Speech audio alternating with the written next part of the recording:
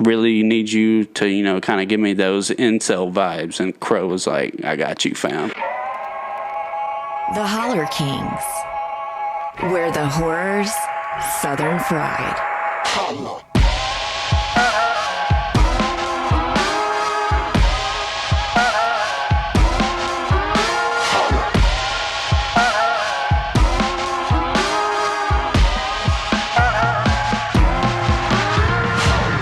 Hello, I'm Craig. And I'm Adam. And we're the Holler Kings. The motherfucking Holler Kings. It's true. We're a podcast about Southern horror. If it's Southern and it's horror, we're talking about that shit. And sometimes a film gets grandfathered in. I don't know what you're talking about. And this might be one of those cases. We're going to be talking about 2020's Unhinged. Oh, man. You know what a courtesy tap is, young man? I'm sure that's what your mom meant. No, it's not. Well, I'm sorry. If you could just apologize. I don't have anything to apologize for. That's where we are in this world today. You seem to have developed an inability to apologize to anyone for anything. But you're gonna learn. It's okay. It's gonna be okay. Unhinged. Yes, sir. Starring Mr. Russell Crowe. Adam, you brought this to the table. I did. Why? Because I heard it was shot in Louisiana. Which is true. Yes. You are correct. That was pretty much it. That was the main thing. I don't know. It just seemed like an interesting film. I don't honestly watch a lot of Russell Crowe stuff. He seems to choose a lot of stuff that I'm just not that interested in. But this kind of ticked a box for me. I was like, oh, that could be pretty interesting. Cool movie to watch. What? And just to upfront load it here, I thought this was going to be like kind of like Glorious when about 10, 20 minutes into this, where it was like, okay, this could literally be anywhere. Right. Yeah. You know, Glorious was shot in Mississippi. That's why we covered it for the podcast. This is shot in Louisiana, so it got grandfathered in. And then about 20 minutes in, Russell Crowe actually has some dialogue. Yeah. You know what a courtesy tap is, young man? Just ignore him. Sounds like this. Slight, it's friendly, just like you're trying to get somebody's attention. I'm sure that's what your mom meant. And I was like, he's trying to do a Southern accent. A little bit. He kind of goes in and out of it, but he loses it completely sometimes. Yeah. Sometimes he's just Russell Crowe. And I guess there's an interpretation that, because his first lines are, when he's trying to be kind of courteous, he's threatening but yet courteous. So I don't know if that was just kind of his take on an American being polite, maybe with an undercurrent of violence. That was definitely the point where it was most noticeable. Was in that first interaction. But I think that makes this a nuance above glorious rather, because he does try to do a Southern affectation, and I do feel like there's a few scenes where it kind of feels like suburban Southern sprawl in a few scenes and stuff. So, but anyway, tell us what Unhinged is about, Adam. Unhinged is about this woman's worst day in her life after an interaction with Russell Crowe. Some road rage gets out of hand, and insanity ensues. Yeah. This is, it's talking about Southern bona fides. Obviously, Russell Crowe is from New Zealand. Mm-hmm. The lead actress, Karen. She has an interesting last name. It's Karen Pistorius.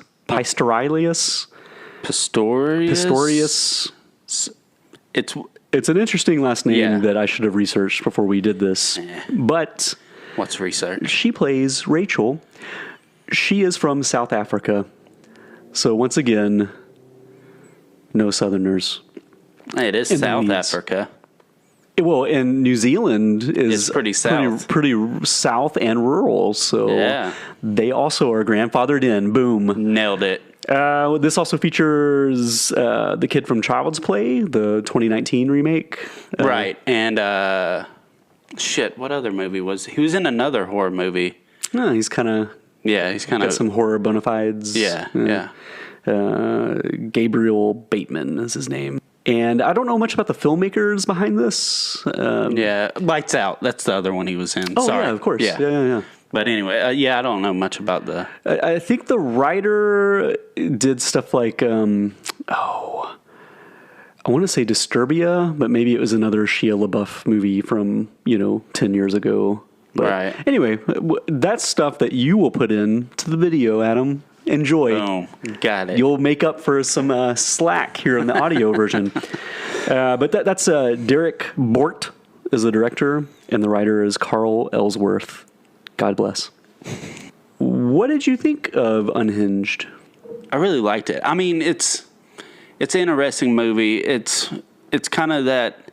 I like that they centered it around Rachel instead of doing like a falling down type scenario where we follow him and it's almost like we're supposed to sympathize with him because he's doing the whole. He's really getting into the groove of like the white male rage type going on. Sure. And he's pretty kind of reprehensible, I guess. So I like that it was centered and focused around her and how she handles the situation of, this dude who's just like kind of just a piece of shit. Yeah, you do get the sense that Russell Crowe was having a lot of fun playing this like really unsympathetic because I feel like they don't even really try to give him.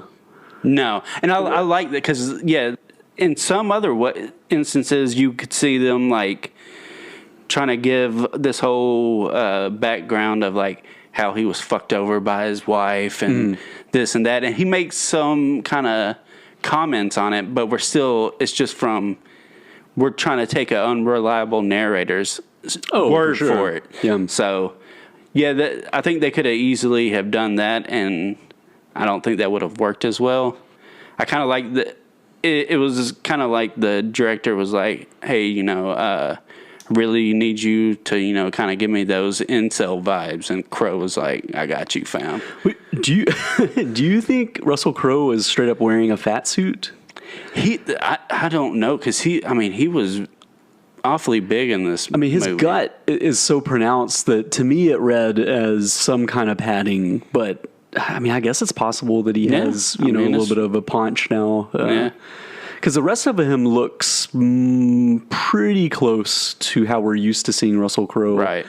But his gut is like really hanging over his waistline, and I didn't know if that was like a choice for the character design to kind of give him a little bit more, to make him a little bit more intimidating because he's got more heft. And he's crazy intimidating in this movie. Like, I mean, we can get into like specific scenes, but there are moments where your knee-jerk reaction is kind of like, why is nobody helping her or helping them? Right.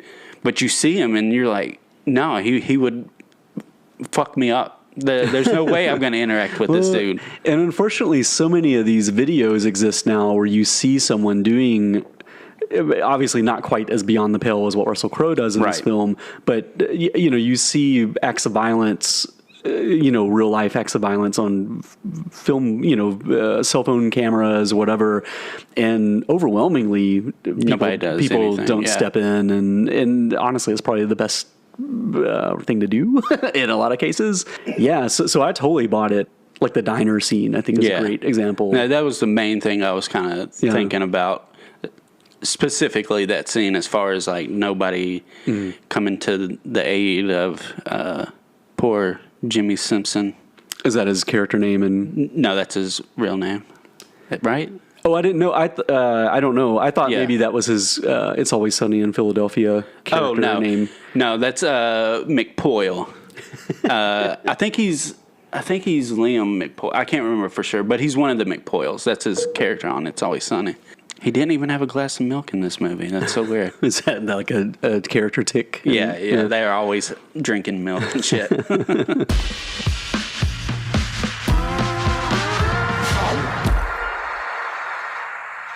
I enjoyed this movie. I do feel like there were times where I felt like it desperately wanted to be an exploitation movie and it pulled back. And I don't know if it was just because it's made in an era where we have to have messages that are very overt in some of our horror movies. So I felt like it kind of like when it was leaning into exploitation, it would pull back and try to put some messaging in, and it felt kind of like of its time. Like I feel like in 20 years, if someone like looks at this movie, they'll think, oh, this was the era where a movie had to have some kind of message to be a horror movie. Because I do feel like they're trying to make, little statements about social media and, how everyone has a phone and the idea of like kind of gig economy. I feel like that pops up with the main character, Rachel. She doesn't really have a steady job. She's like doing hair at people's houses, and she gets fired early on in the film because she can't be on time because she has responsibilities that, mess it up. To get her, just put him on the bus. He seems old enough to be able to figure it out a little bit. He seems more responsible than her. Just have him ride the bus. And it's weird because I feel like, I guess they're trying to tell us he's like 12, 13, but he feels older than that to me. Yeah, because when I was kind of looking at some of the different people after watching this, and I think he's like 18 or 19 now, and this was just a couple of years ago. But yeah, he feels like they're trying to play him at like 12 or 13, but he had to have been like, I don't know, what, 15, 16, somewhere around there? Yeah, it had to be, yeah. But I guess he's playing younger. Maybe he's supposed to be like a freshman in high school type of situation. Well, no, because don't they say something about middle school? Probably. Yeah. Which is weird, because I'd say that's even younger, isn't it? Well, and Child's Play was only like 2019, so I feel like there he was sort of supposed to be 13 or whatever. This kid's versatile. He can play it all. It's not the first time someone's played younger in a movie like this, so it's not that big of a deal. And also, I thought it was an interesting choice to front load it with Russell Crowe's damage. The opening scene is just Russell Crowe. He is already unhinged, titular character. Yeah, we start off. The title isn't hinged to unhinged. It's just unhinged, and he starts out that way. I mean, he murders presumably his ex-wife and her new either boyfriend or new husband. Yeah, and burns down the house. I don't remember already if it's implied that there are other people in the house. It's a really nice suburban house, so I don't know if there are children involved that he murdered also. Yeah, it's never specified, and we don't hear anything else as far as like people screaming or anything. It's just those two that he kills brutally. Yeah. Man, it's rough. Crowe is basically Jason Voorhees in this movie. This is basically a slasher film almost. Because he just starts running through people, and he has a very intense presence that, like we were saying, you wouldn't approach this guy in any way, shape, or form when he's carrying out his carnage. You're just like, fuck, I hope he don't come over here. It's weird, seeing Russell Crowe in this phase of his career where he's well into middle age, pushing old age, I guess. And, when I was introduced to him, it's LA Confidential. And to me, Bud White, his character in that movie, as a teenager, when I saw that, I wanted to be Bud White, even though I was 5'8" and could never dream of being this badass guy. It imprinted on me in such a way. And, seeing him 20 plus years later, just playing a totally different type of character, I don't know, he used to be so, he was getting all those heroic roles and leading man roles and everything, circa late 90s, early aughts. And he's kind of transformed into this, I guess, character actor, I guess is kind of the phase he's in mostly. He does do leads, but. Yeah, not much though. Yeah. Like I said, a lot of his stuff never really appeals to me, so maybe he does more stuff, but I feel like, the only last thing I can think of that I saw him in was, it was still a while ago, but was that, I can't think of the name of the movie. Is it the Shane Black Nice Guys with him and Ryan Gosling? Oh, I forgot. No, it wasn't that. But yeah, there is that one too, which he was hilarious in. Yeah, that was like return to form to me, and I was like, I can't wait for sequels / someone to see this and go, oh, we should be casting Russell Crowe in a little more offbeat, like fun roles or whatever. And it just never really happened for some reason. And I feel like that movie has a lot of goodwill, but I don't know. Yeah, it's kind of surprising because I feel like that movie was quite a big thing, but it seemed to have just dissipated very quickly. So I don't know what that was about, but it was really well received when it first came out. I'm kind of lost my train of thought. You have anywhere you want to pick back up? No, I kind of lost my train of thought too. I took us on the whole like I used to worship. Well, Russell no, because I Crowe, was trying to think of that.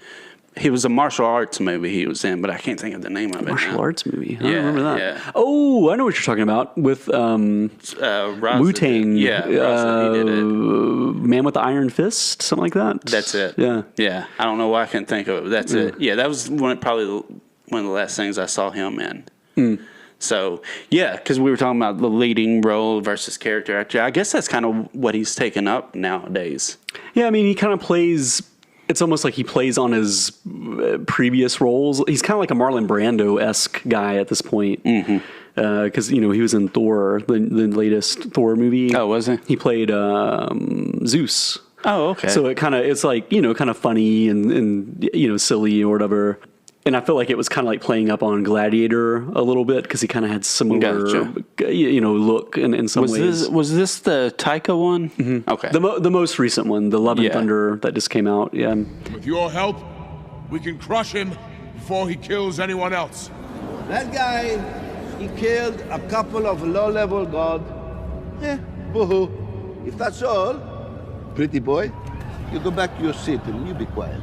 I'm sorry, did you not hear any of what I just said? He's murdering en masse. I tell you, one time, now you shut up, you be quiet, because you are this close to being uninvited to the orgy. Oh, one thing, you mentioned falling down, and I definitely see some DNA of falling down in this movie. But I recently saw Duel, the Steven Spielberg that's a good TV one. movie from the 70s. And I feel like there's a lot of Duel in this, except that in Duel, it's a semi-truck or diesel truck, whatever. And, it's threatening, just a regular Joe or whatever, but it's in the middle of nowhere. So there's no refuge for this guy. I mean, he is just, at the mercy of this trucker. And I feel like this is kind of a similar thing, except that you get to know the driver, the Russell Crowe character. You get to know him. Yeah. He's not like faceless. But also, it's really interesting that there are so many people around, and you would think there would be so many ways for her to get out of this, but she's still kind of at his mercy. It still feels she might as well have been in the desert, right? Because it does still feel lonely and kind of desolate, and like she's got no one to turn to. Which is interesting because, again, it's an age where everyone has a cell phone, everyone has a means of communication. There seems like so many people she could call or warn or whatever, but it kind of, I mean, it's like even though we have all these connections, we're still kind of alone, at the end of the day. Yeah. Also, I remember what a big beat it was when she realized he had stolen her phone. Like, that was such a big deal. And I'm like, that's a new thing. Like, I feel like that's like a recent, like in the past 10 years or so, that someone stealing a cell phone would be such a big deal, because it's like become our new wallet, basically, where like if you leave home without it, you feel like vulnerable.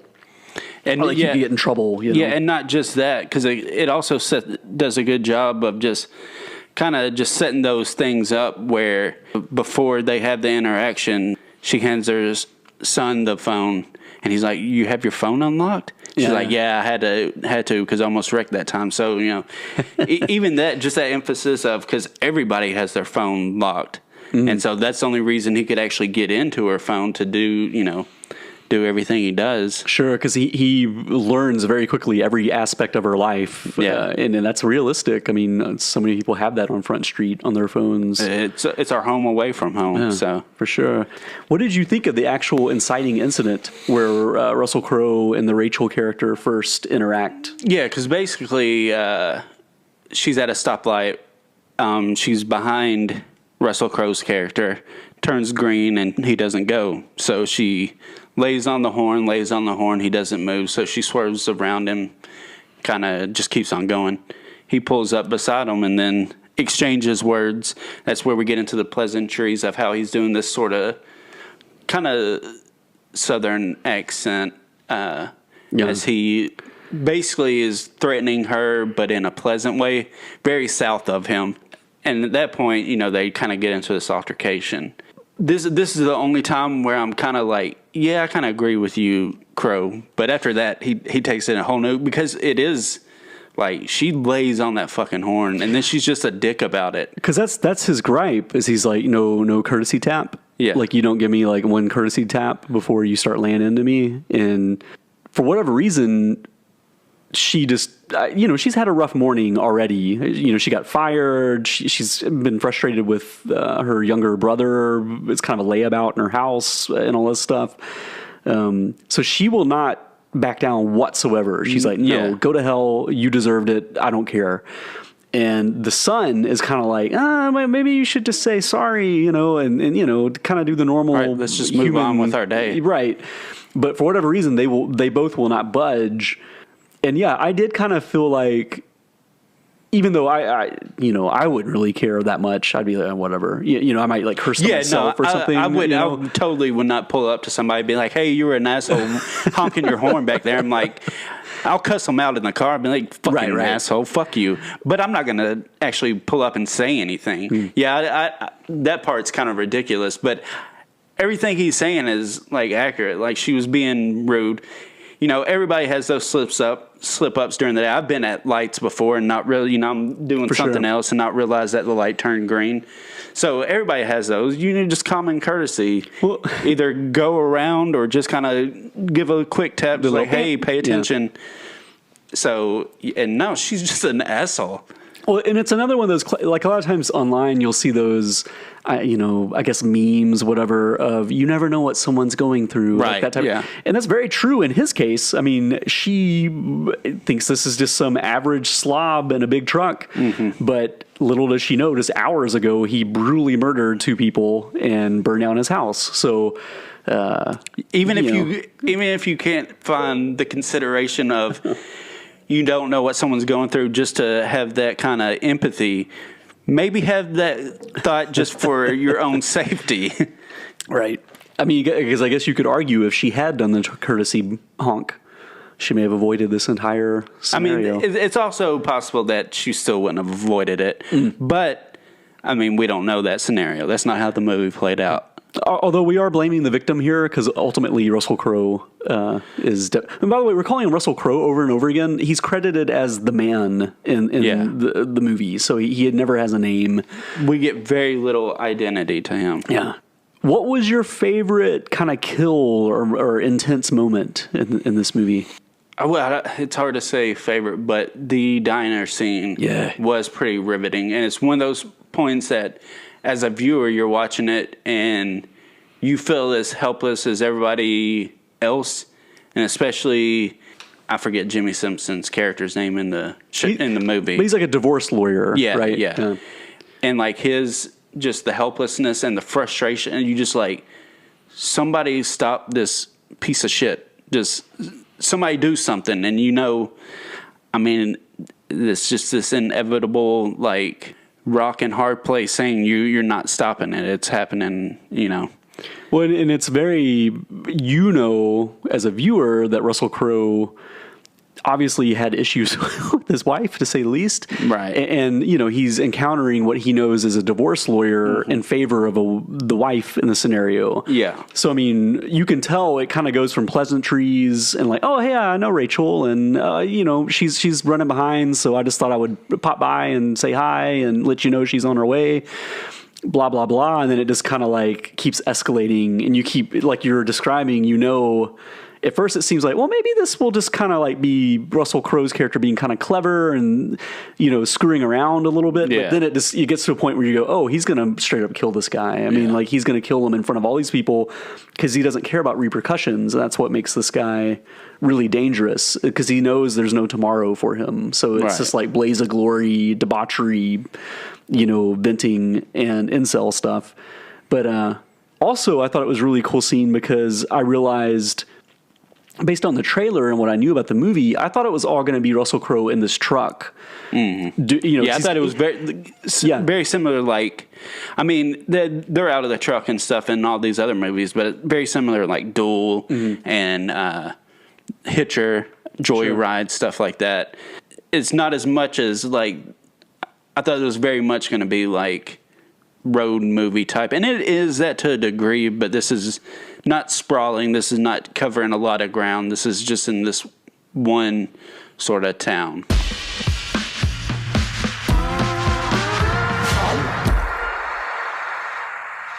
What do you think Rachel did wrong?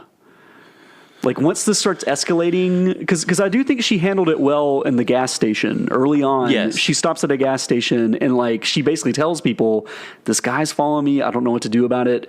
And some good Samaritans are like, we'll call, like, I'm going to go outside, get his license plate. I'll kind of stick around to make sure he doesn't follow you. And the cashier is like, yeah, I'll call the police too. So we'll have you covered. And it's like, I was like, wow, that's kind of interesting. Mm-hmm. And that does not go well. Yeah, that devolves very quickly.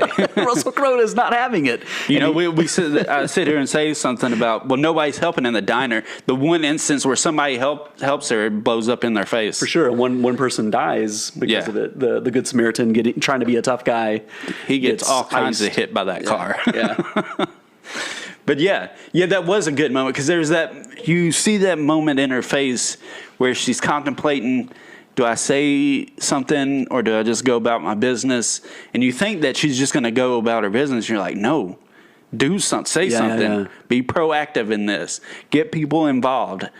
And still, it's for naught. So, well, it's like those old school self-defense tapes for women. They always say to do your best to confront someone trying to kidnap you or threaten you in public, because then at least there's a chance someone might help you, or it might scare away the attacker because they're thinking, oh my God, all these people are going to see us. Because obviously if they take you hostage and they're going to take you somewhere remote, and that horrible things are going to happen. So there were a few moments where I was like, she probably should just like confront him, like as crazy as it would be, and the results will probably be horrible. At least he wouldn't be able to just like, attack family members and total strangers, and you know what I mean, sort of. But you never. It's easy for us to sit back and backseat drive it, or whatever. Be like, why didn't you do this? Why didn't you do that? Yeah, well, because there'd be no movie. When in reality, I would probably just curl up in a ball. Oh no, sorry. Actually, I would apologize. I'd been like, my bad, dude. Sorry about that. Sorry to honk at you. I'm a piece of shit. I like your truck. It's amazing. I want one like that when I grow up. There was one other, I mean, I guess we're just giving everything away, but there was one other death that was pretty gnarly that I was like, oh, that's interesting. When he has the brother basically stab his girlfriend to death. He's sitting there. Oh, that was cool. Like the brother is sitting there with a knife pointed at Russell Crowe's character. Russell Crowe has the brother's girlfriend beaten and abused. He roughed her up really bad. He's holding her in front, and he just starts shoving her in front of him, and as the knife just stabs into her over and over again. That was gnarly. Yeah, pretty original death, too. Yeah. That's what I'm talking about. This is basically a slasher film. Well, yeah. Yeah. And it's funny, too, because they do a nice switcheroo where Russell Crowe is threatening Rachel and saying, listen, you got to give me a name. That person's dying. So who is it in your contact list that you want me to kill? And, she struggles, but eventually just throws him some rando. It was the lady that fired her earlier in the morning. That's a client, hair client. I think we know as viewers he wasn't really going to go. Yeah, he's he going to went. go to the jugular. Yeah. And there's a nice moment where it's like Silence of the Lambs style, where we see the police show up at this woman's house and they're like, we need to protect you, blah blah blah. And then obviously Russell Crowe is like literally at Rachel's house attacking It's that her bait and brother, switch type thing, yeah. I thought what he did to the brother was pretty brutal as well. Like when he set him on fire at Yeah, one it's point, I was like, pretty wow, gnarly. like they're really going for this. Yeah. It wouldn't have worked for the movie, obviously, but I thought it'd been really funny. Is that there's a moment, it's at the very end of the movie. They're driving away. Everything is idyllic and beautiful. They're safe. Everything's good. And she has to slam on her brakes as a car zooms by. She goes to put her hand on the horn and then stops. But I thought it'd been really great if she slammed on the horn. The people look at her and it's like, Unhinged 2 coming soon. Unhinged, TOO, question mark. Unhinged also, this guy. But other than that, and I love the part. I mean, it's super cliche, but yeah, you gotta love it. The moment where she's like, "Here's your courtesy tap," and then Oh, right. smashes the scissors into his eyeball. It's like, fuck yeah. And again, just picturing Russell Crowe, I'm sure him 20 years ago when he's like an Oscar contender and doing all these, prestige movies and stuff, he couldn't imagine he would eventually be in a movie where, Right. he's getting stabbed through the face. You know what I mean? Like almost like a slasher. Cinderella Man ain't getting candy cane Right. scissors through the eye.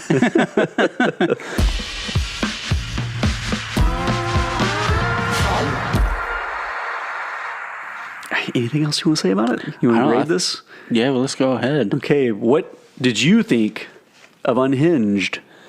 I liked it. I really dug it. It was a lot of fun. Like I said, I always have a blast with these sort of, I don't even know how you describe it, just these sort of road horror movies, like the ones I mentioned, and also stuff like Breakdown, which is when I revisit a whole lot, or Black Dog. Just I don't know what it is about these. There's just something really, I don't know, just intense and sort of. Well, let's face it, everyone's had some road rage, whether they acted on it or not. I don't know what you're talking about. I mean, I've never been angry about driving. Like everyone I know has told me a story about getting really upset driving or something. I want to murder someone at least once a day. So, I mean, there is something cathartic about it. These films, and I guess the message is maybe don't act on these things and just, internalize it. What's your grade, though? Go to the forest and dance, punch it out. Footloose style. Just, More like Hot Rod style. I would give it a B. B? Yeah. Major shout out to Dr. Gangrene. This was on his Wheels of Death. Oh, nice. Series that he did in October, countdown of, vehicular horror movies. And that's another reason that I was interested in doing this, because he had included it. I'll give it, I definitely enjoyed it. I don't think that I can't imagine myself revisiting it. Yeah, probably not. So for me, it's more, you said a B? Yeah. I think I'll give it like a C+. Where That's it's fair. A little above average and it has some fun moments. I could feel rewatching this, maybe score would drop a little bit on rewatches, but I think overall, first watch, I'd give it a B. But C+ sounds fair. I feel like... Is that what you said, C+? C+. Yeah. I feel like, to me, the novelty of seeing Russell Crowe in this role is really what drives it for me. Like, if and it was, he is really good at it. he's great. And I feel like a more mundane actor or a more traditional horror actor, it wouldn't quite have the gravitas for me. Like, I would be kind of not as invested. So... But yeah, so that's probably a B- from the Holler Kings. That sounds fair. For Unhinged, we'd say check it out. I had to rent this one, I think. Yeah, me too. Yeah. It's not really available streaming as far as any of the subscription services, but it was like $4 to rent. Yeah, it was worth it. Definitely worse ways to spend $4. So Unhinged, Russell Crowe 2020. Check it out.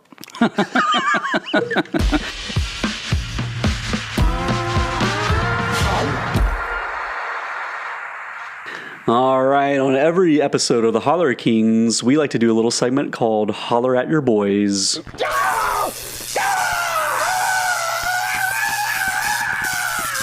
Holler at your boys, y'all. It's true. This is an open channel for the Holler Kings to talk about anything they feel like. Whatever we want. And today, Can't stop us. today I decided. Getting road rage. Oh God! Sorry. Today I decided we would talk about the year of our Lord, 1989. Yes, sir. So we're gonna do a top 5 list of our favorite horror films. Right. From 1989. I will say one of the reasons I chose 1989 because it's a hallmark year for me. I was 10 years old. Nice. The summer of 89 when like a ton of sequels came out.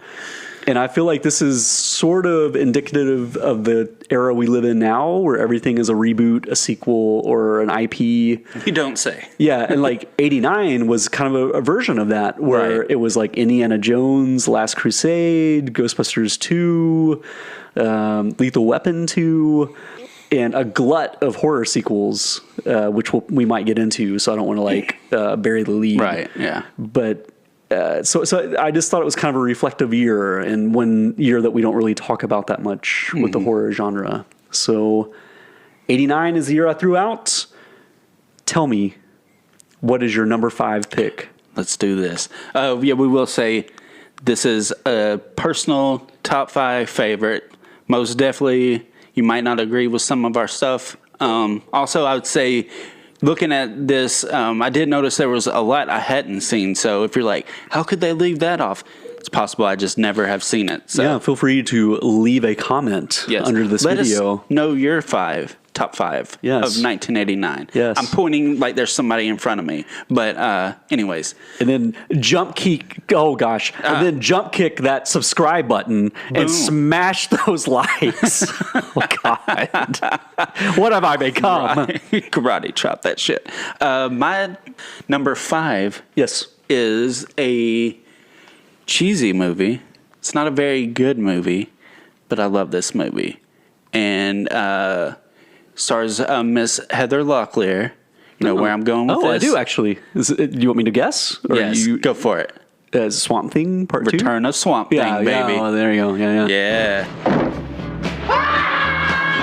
The big green guy is back, battling the forces of evil. They call me Swamp Thing.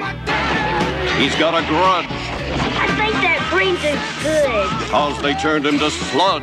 Sometimes I forget what I look like. You gotta be kidding. The return of Swamp Thing, rated PG-13.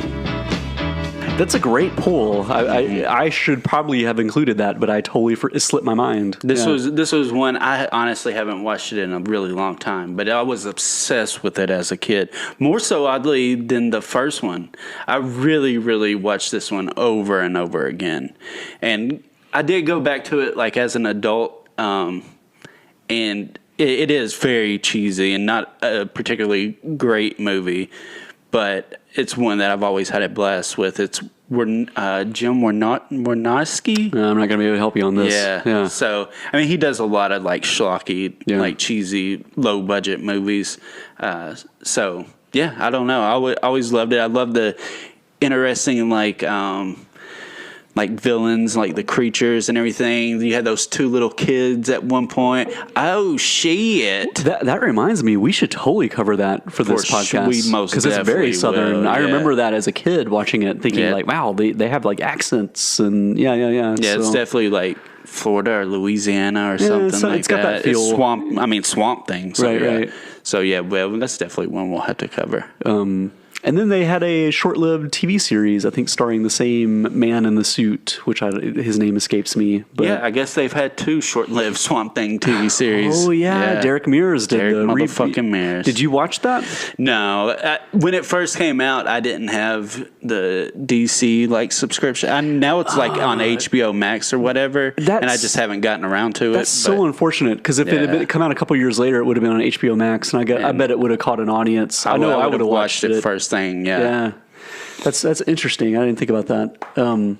Great pull, because I definitely remember that movie, and it was so bizarre, like the sense of humor that it has and everything. Is at a young age, I was like really taken by it, and it has like the very infamous sex scene. And he's ready for action. But I can't give you the kind of love you want. Why not? I'm a plant. That's okay.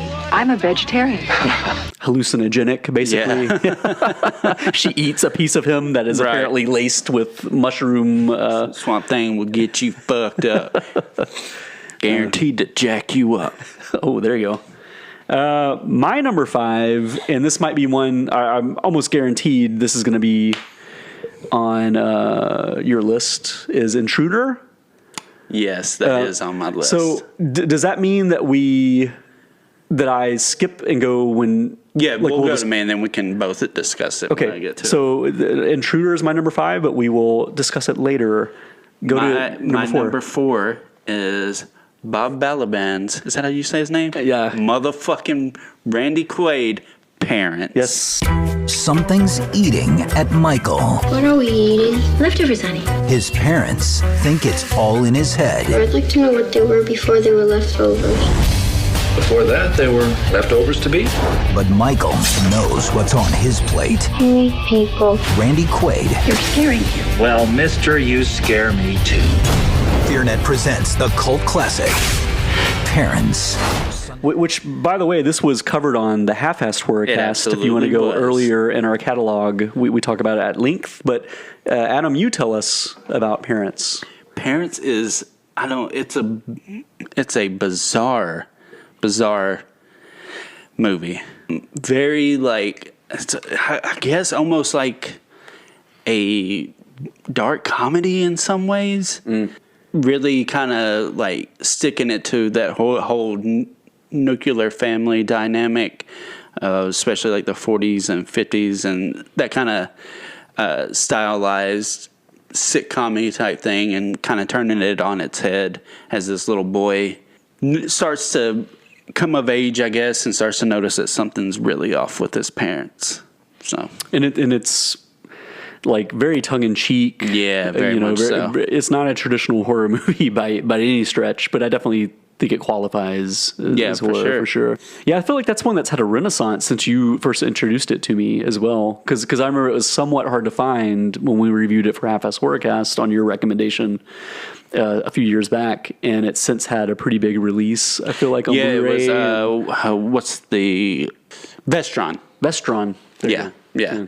So they brought that label back just for like these like horror Blu-ray releases and stuff like that. And Parents was one of them that they released.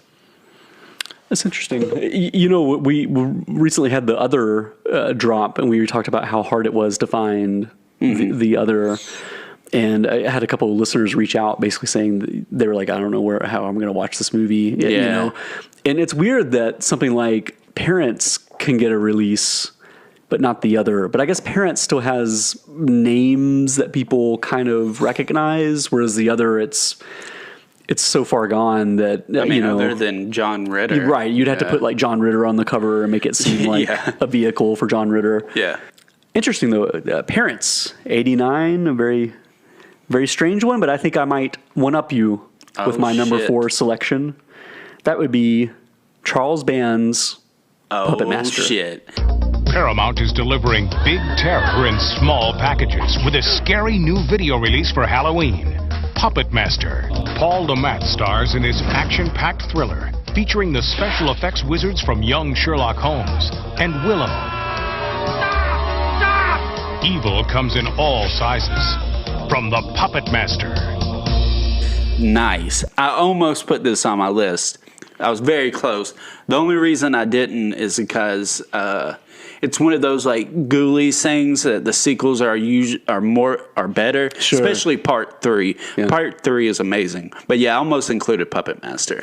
Puppet Master, I caught that just randomly on cable recently in the background. Really? And there were so many scenes that I remembered like vividly from when I was a kid, and I caught it. Just like fever dream type shit. Especially like Leech Lady. Yeah, the Leech Lady. And some of the death scenes just in general. Pinhead, I think, is a really unique character design, like how they use human hands for some of the shots of it. Like those close-ups of it and stuff. Yeah. It's just a really interesting movie. The stop animation combination with the puppets, I think this really made an impression on me. And it's one of those movies that admittedly, now it's kind of silly, but when I saw it as a young person, I had that feeling of I'm watching something forbidden. Right. And sometimes when that is rekindled in my head, those synapses fire again. I'm like, there's something about this that for some reason is special to me. I don't know why. So yeah, Puppet Master, like Adam said, the sequels are arguably a lot more entertaining. Well, some of them, but yeah, especially the first couple. But just for like the DNA that you'll see in other movies going forward, I think it's kind of worth your time to track it down and, see some kind of scuzzy straight to video horror of the 80s. It's a lot of fun. Yeah. And it is like the puppets are just so great in it. Like the designs are all unique to where you could name most of them. Blade's always been a favorite of mine. Yeah, it's so interesting with the designs of them and how they all have their own like unique abilities. Yeah. And it just really kind of sells that movie to the point so that they've done like what, 10 or 15 of them. There's been a lot, and there's been like reboots and offshoots, and I think they even didn't they do one where it was. Oh no, I was thinking of Doll Man and Demonic Toys. But they did a Puppet Master versus Demonic Toys too. Oh, there you go. Yeah. See, this whole Marvel shared universe thing, not as unique as some people. Y'all didn't do that shit first, son. You better fucking go to Charlie Band on that shit. Write that man a check. Boom. What is your number 4? Let's see. Oh, it was Parents. What's my number 3? Oh, I'm sorry. Yeah, we skipped because of the Yeah. My number 3 is the one and only Society. Beverly Hills is known as a society of wealth and privilege, but Billy Whitney doesn't seem to be getting his share. He thinks everyone is out to get him, even his friends. You never were one of us. He thinks that he doesn't belong. They don't even look like me. Why are you guys doing this to me, huh? He believes he's seeing things. The time is coming for Billy to take his place. In society, it's all about fitting in. Oh, yeah. I only caught this kind of recently, so that's why it's really? not. Yeah. But I did watch it. Yeah, just a really great kind of like, again, kind of like a really dark sort of satire and like just taking the piss out of like rich people. And I mean, if you don't know the movie, just wait till the end. It's pretty gnarly. I think it's a really good movie. It's one I haven't caught in a while, but well, it's definitely one that it sears into your brain. You definitely need to make sure no one is going to walk in on you watching it.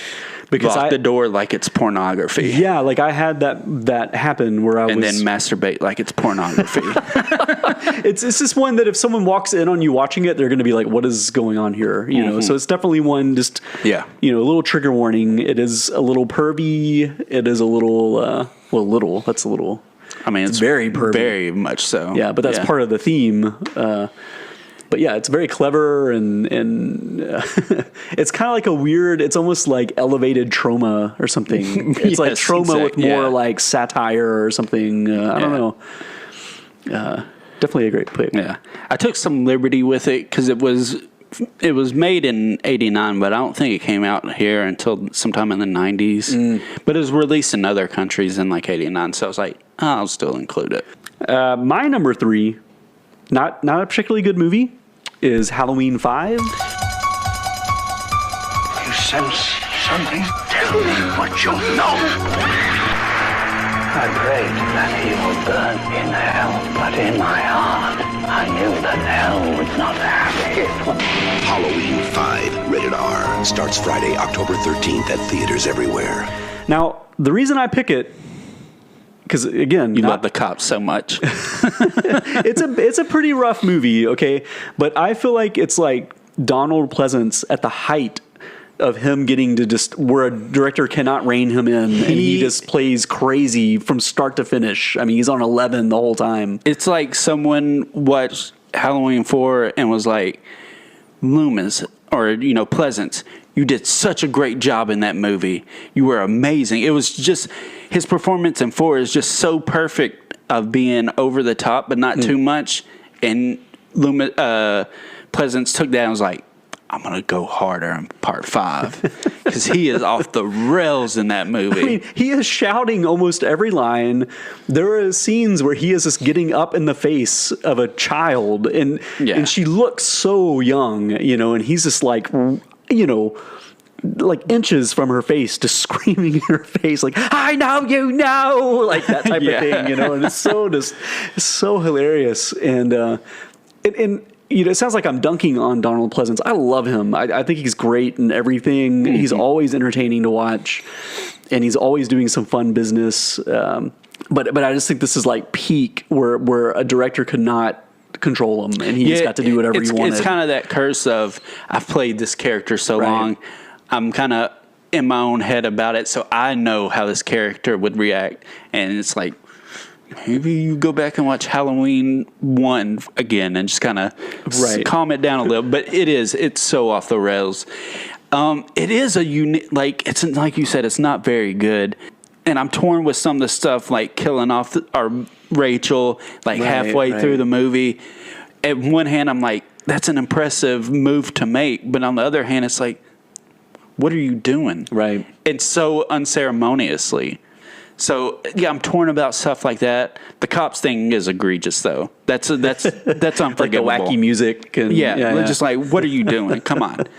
But it's one I was torn on, and I kind of toyed with putting it on this list. I ultimately decided not to, just because it's honestly not one of my favorites. But I think it does do some, like I said, with that. While I don't love it as much as this movie, it is the sort of Friday the 13th Part 5 of the Halloween series. Yeah.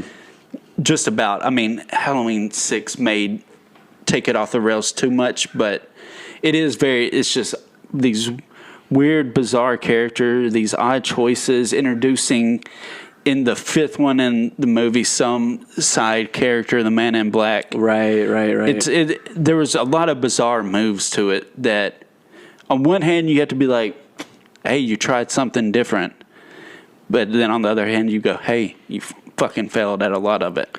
Well, and Tina is a good final girl. Everybody stop shitting on her. I like Tina. What's I mean, I have zero defenses for any of this. I'm not going to fight it like Halloween Ends style, But I feel like one of the reasons it's higher on my list is just because I can't lie that I've seen it a bunch of times. Like as a kid, as a younger person, I watched this movie quite a few times. You know what I mean? Yeah. So it's kind of hard to just disregard it. Because I'm a little bit older than you, Adam. So it's like when it came out again, I was 10 years old, and I remember renting it, and it being a pretty big deal. I may have been like 90 when I rented it. You know what I mean? It may have been a little after the fact, but still. What's next for you? I forgot what number we're on. We're going on to 2. Okay. So Halloween 5 was your 3, correct? That is correct. Okay, yeah. So we're going on to 2. I don't think this will be a surprise to anybody, but my number 2 is Pet Sematary. It is the place where devoted pets are laid to rest. What did we do tonight, Judd? What we did, Lois, was a secret. But nothing buried there ever rests in peace. Come back to me, Gage. Paramount Pictures presents Stephen King's chilling bestseller, Pet Sematary, rated R. Now playing at theaters everywhere. This is a movie that haunted me as a kid. I didn't watch a lot of horror movies growing up. I was kind of a skittish, scared kid. This is one of those ones that kind of worked its way into my life and traumatized me. I remember watching this on TV at a friend's house. I don't know how old we were. We were young, probably like 10 or something like that. Watching at his house, and my summer was ruined. I was so terrified of this movie. I literally went, because I used to sleep, during the summer I would sleep in the floor in the living room. And kind of the way I'd sleep right in front of the TV, you know, that classic big box TV that everybody used to have. I'd sit in front of it watching TV and stuff, laying down. And if I turned the other way, the opposite direction of the TV, I could see right into the hallway. For a whole summer, I couldn't look down that hallway without imagining little Gage come running at me or Zelda just running at me. I was horrified, traumatized. Still so by Zelda and little Miko Hughes. I'll fucking kick that kid. I think the Zelda sequence, really just Zelda in general, probably scarred a whole generation. I mean, I feel like anyone at an impressionable age that saw that, Rachel. Yeah, it's pretty rough. And I have those moments still, I think, with Zelda, where I can almost picture her like in the corner. Yeah. You know what I mean? About ready to stand up and, come at me or whatever, It's weird though, because this is one that Stephen King for years said was like the best adaptation of his work, and it's held in high regard, and a lot of people make a big to-do about a woman directing it. And, when I revisited it as an adult, not hold up as it's a pretty bad movie. Yeah. I mean, it's and the melodrama is comical. There are sequences where I'm like, I don't understand the decision here. To me, the most infamous one is, one of the main characters does the cliche thing where he falls to his knees and he yells no, and we get flashes of the person that just died, kind of like the life events leading, while the no is going, like, no, and you baby, a new house playing, and it's just so bad, and it just, and the funeral sequence with Gage, where it goes off the rails and everyone's fighting, that's so hilarious now. I mean, it's supposed to be heart-wrenching, but it's so, like, if you can take yourself out of it and go, these are actors, this is all fake, it's very silly. I mean, it's a very bad... Of its time, it was very impactful, but when you had that disassociation of time, you don't have that connection to it, and you can go back and watch it in a different way, and you're like, oh, this is definitely an 80s movie and doesn't translate well to modern times. Except for Zelda. Still the fucking Zelda terrifying. Stuff, it's very well shot. And honestly, all the flashback sequences, because also when Fred Gwynn is describing, an earlier occurrence with the cemetery and someone coming back, I thought that was a really effective scene, and too, I remember being kind of unsettled by it. Did you ever watch the remake? I did. What'd you think of it? It was okay. Yeah, I think honestly it gets shit on a lot more than it should, especially when you go back and watch the original. Yeah. I really like some of the stuff they did. I like the twist of, spoiler alert if you haven't seen it, I like the twist of killing the older daughter instead of like the little kid, the little boy, which I don't know why they would give that away in the trailer. That was my main gripe. Yeah. The thrust of what they did that was original, the advertising people, for whatever reason, decided to give that away. This is a good idea. But even still, even with that egregious error of the trailer, I really like the unique perspective of putting someone who can speak and kind of put into words what she's going through and what she's thinking. I thought that made for a really interesting take on the story. Kind of Evil Dead vibes a little bit with, and her being like, I'm dead, or all that type of stuff. Sure. I thought that was a really unique take, instead of having just a little toddler who can't express those thoughts in that same way. Right. I thought that was a really cool way to take it. And that was the Starry Eyes people, yes, right? Yeah. They did that movie, so it was cool that they got to do something so high profile. So I definitely didn't hate it. I don't mean to sound like I'm dunking on it or anything. Yeah, no, not at all. Yeah, it's definitely worth. That might be one I revisit at some point because I only saw it in the theater, and I remember just being frustrated with the idea that they gave away such a big moment. It was an egregious thing to do. But, anyways, what's your number 2? My number 2. This is yet another sequel. Is The Fly Part 2. You can finish your father's work. You're as brilliant as he was. Something odd is happening to me, and I don't know what it is. It's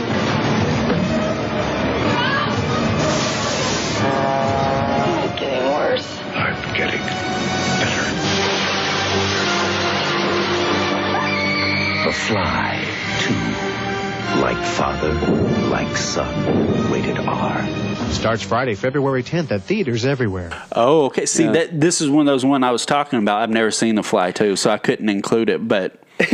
It's Chris Wallace, the guy that did like the Gremlins effects and the effects for like The Thing and stuff like that. He directed this, and obviously the effects are terrific in it. I mean, there's some really grotesque stuff in it. Right. The script is, I think, help me out here. The guy that does Postmortem, Mick Garris. Yeah, Mick Garris wrote the screenplay. Yeah. And I'm not saying, again, this is one of those deals where an impressionable young person watched it and it means something to me because of that. Like, right, for sure. I'm not going to try to defend this as like a great movie or one that everyone must see. But I feel like if you like creature effects, it's a first line. Like you need to see this at some point. The script, it goes for the jugular. It tries to give you, there's some really heart-wrenching things in this that are almost like manipulative. You know what I mean? Like watching it as an adult, I'm like, man, like, you know, when I saw this when I was like 10 years old, it like brutalized me. But now watching it, it's a little silly. Not silly, but I can just see the gears a little bit and why they're doing certain things to kind of make you feel something, you know. And the premise is really fun because it's like the son of Brundle, the Jeff Goldblum and Gina Davis character. It's the son, and like to age him up, they try to say that like, you know, he has some kind of genetic material from the Fly or whatever. So he like becomes a teenager in like 5 years. I was gonna say he's like Eric Stoltz. Quickly. Yeah. And so it's just like a fun, like it's almost like a throwback to like the 50s sci-fi era. Like it has those elements which are kind of cool.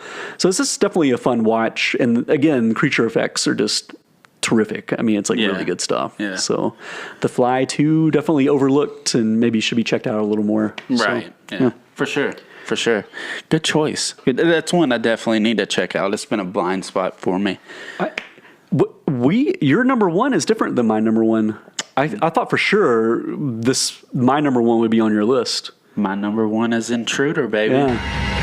From the producers of Evil Dead 2 and Pulp Fiction comes a new chapter in terror.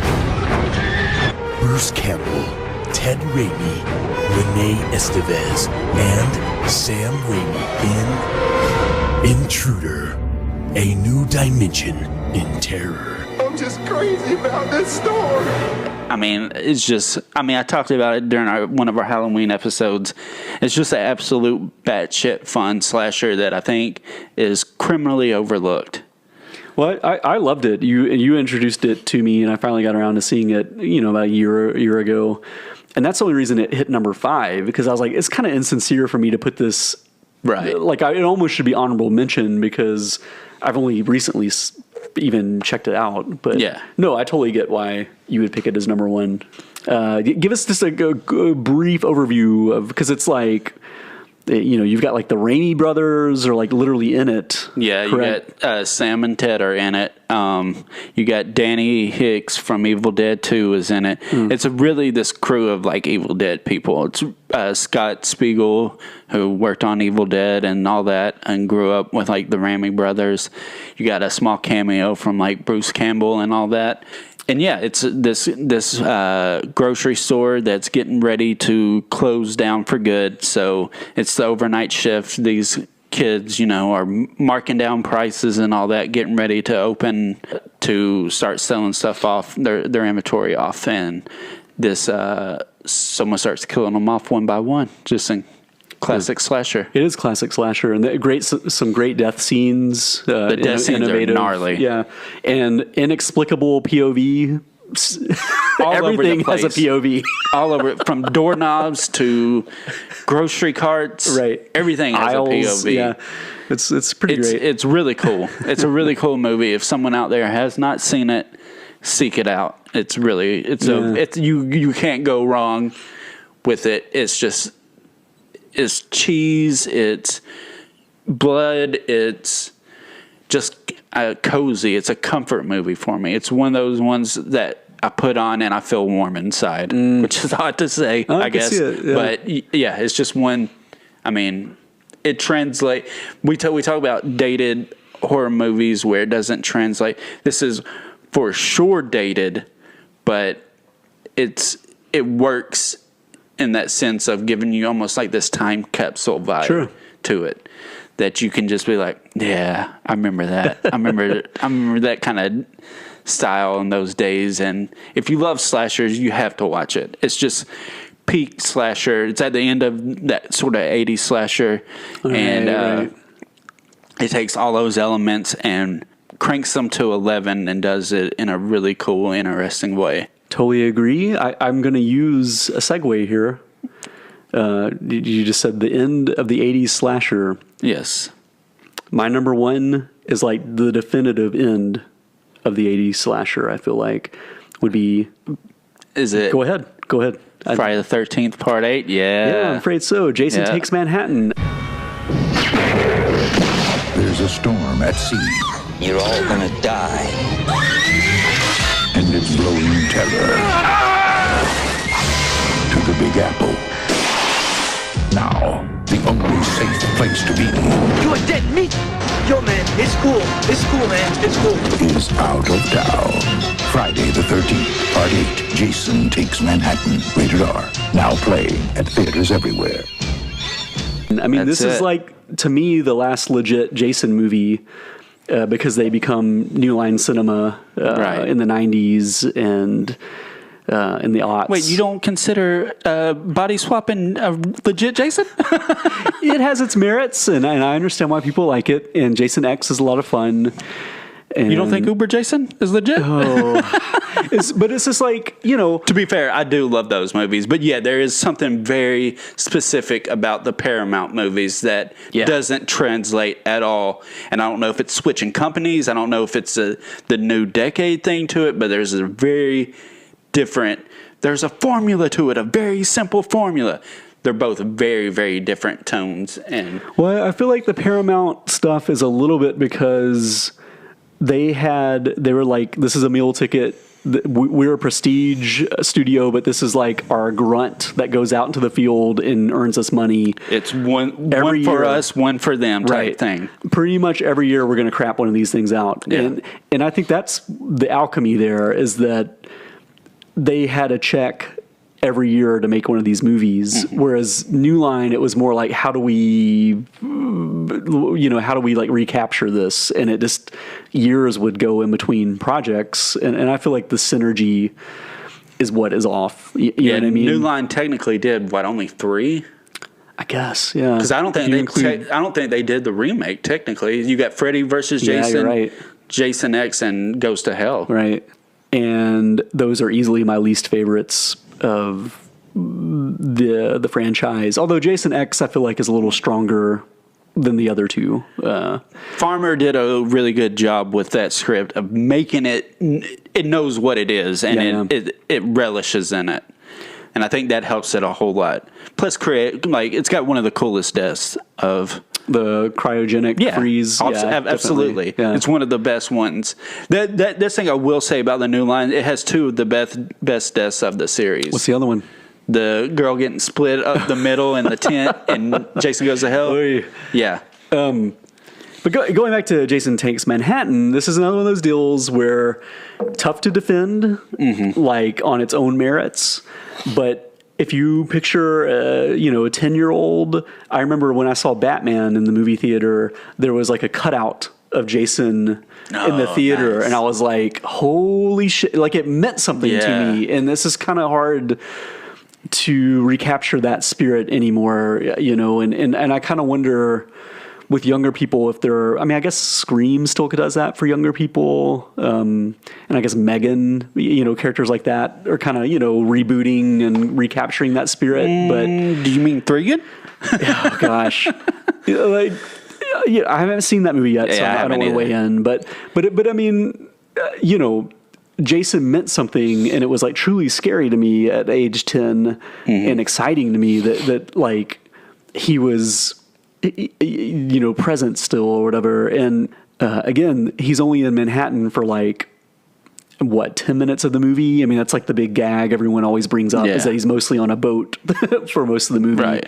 But I would argue it's kind of like King Kong, where it's like you're leading up to that moment. And like if the whole thing was stacked from beginning to end with him in Manhattan, it would kind of lose some of its, oomph or whatever. So I kind of like that it's like that last act is in, him actually taking Manhattan / Canada.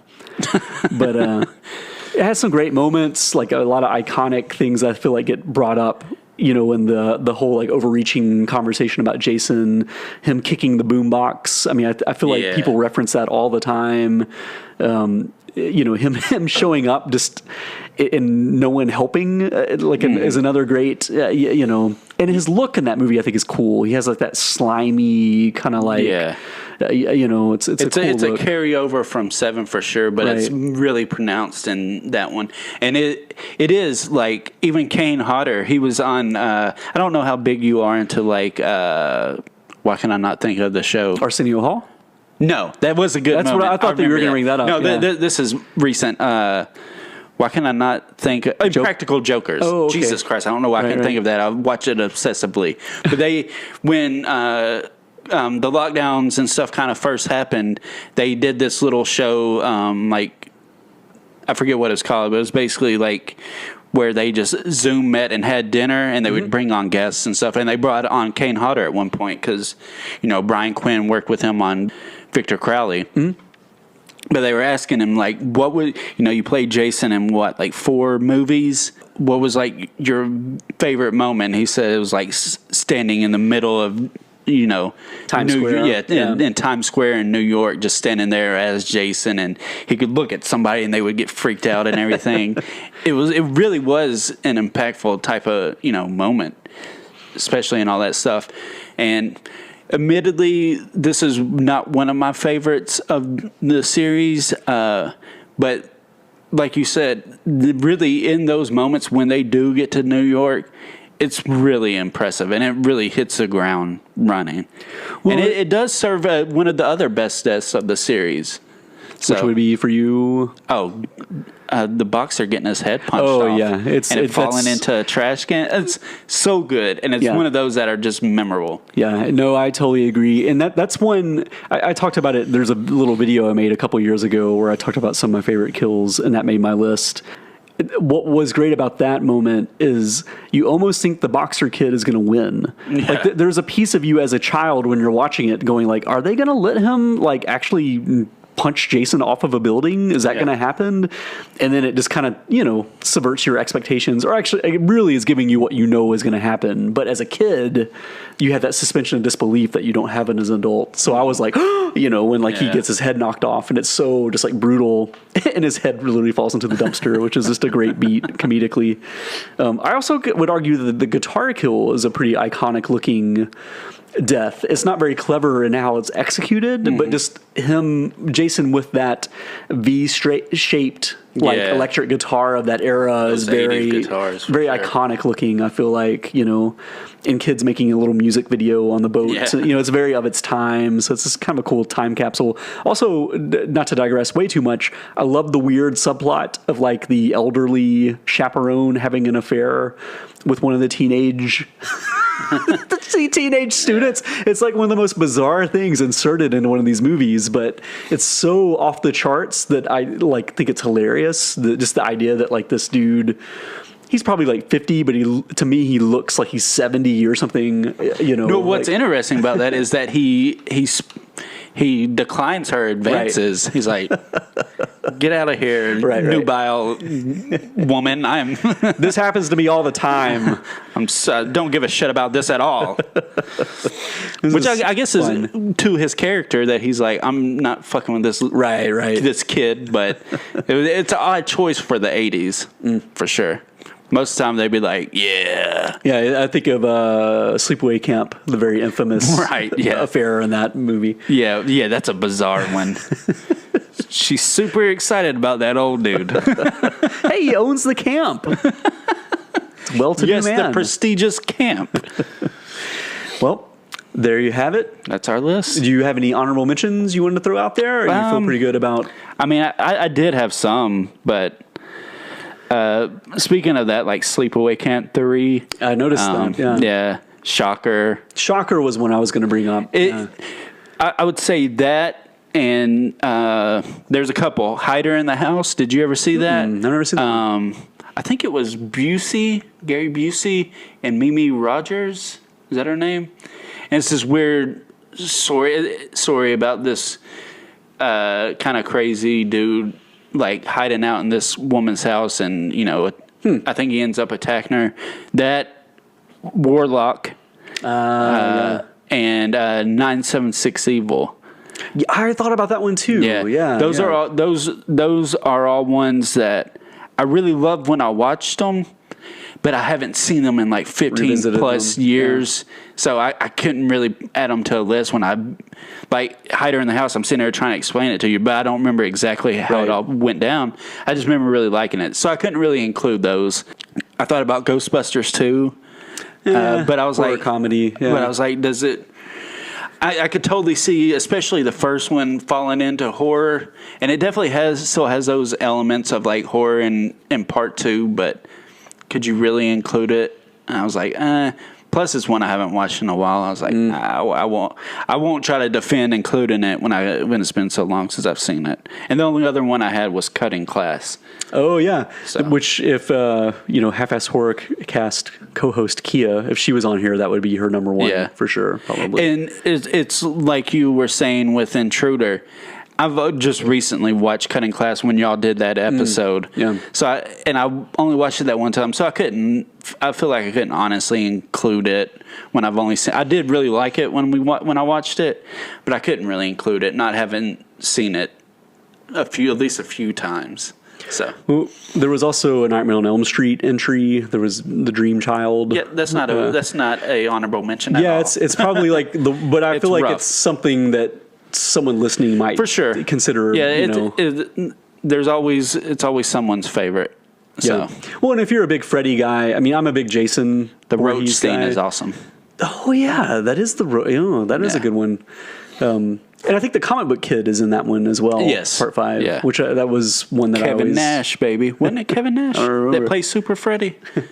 I can't remember for sure, but yeah, it definitely had some cool kills, but. That's a rough entry for sure. I mean, it's not Freddy's Dead, but it's a rough one for sure. So, well, on that note, that was our top 5 of 1989. There it is. Tell us what you guys thought. Let us know. What's next on the agenda? We will be discussing the 1972 classic. Movie. It was made. The Legend of Boggy Creek. That's true. Finally getting around to Bigfoot. Next time on the Holler Kings. What? What's wrong? No, I was. Oh, you gave me a look like, oh my god, it was supposed to be Bigfoot. Like the Legend of Boggy. That's what that was. Next time, the Legend of Boggy Creek. Please join us. Yes. Y'all come back now, you hear? Oh.